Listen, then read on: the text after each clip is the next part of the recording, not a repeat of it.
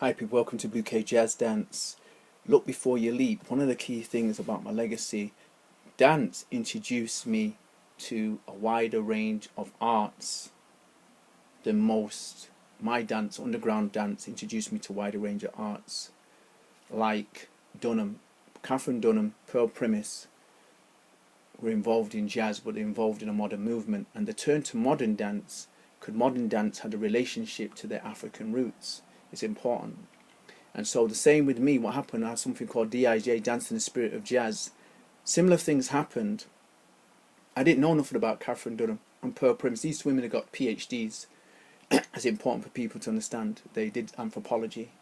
And one of the key factors is that what happens is when I got into jazz, it led to avant-garde jazz. What you do, you start to look for other mediums of wider cultures that reflect that type of reflection of exploring arts in a certain way. So one of the things I talked about, look before I leapt, I wanted to become an avant-garde. I did become an avant-garde dancer. I wanted to be an experimental dancer. I wanted to be an improvisational dancer. So you look for arts that lend themselves towards that whole element of being avant-garde and improvisational, and that was experimental arts. Now I identified to people, it led me to areas I wouldn't go. So what happened was there was Asian underground arts, that's experimental.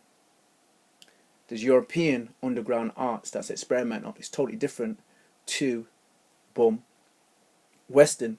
There's African American modern art, there's Anglo-Saxon modern art, and people really need to know that.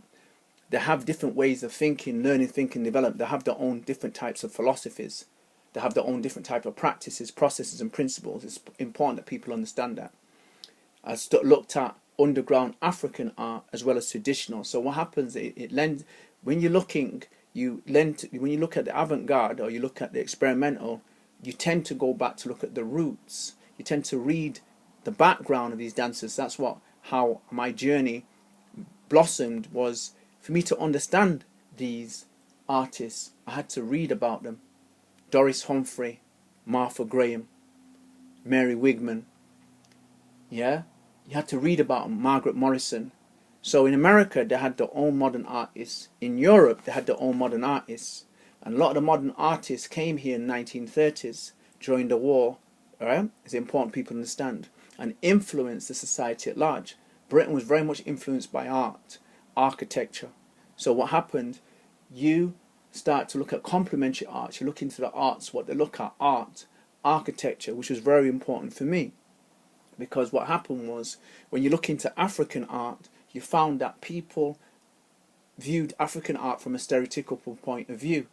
They didn't look at it from a symbolic point of view, or look at West Indian art from a symbolic point of view, or Caribbean art. But their arts are related, their folklore is related. African, Brazilian, Caribbean art forms, folklore, art are related. And it's important for people to understand that. And that has not been recognized. And what happened for me, looking before I leapt, was good, because what it was, I knew that I had to constantly do research. Dance in Spirit Jazz, push the boundaries of your learning, thinking, development is what I did.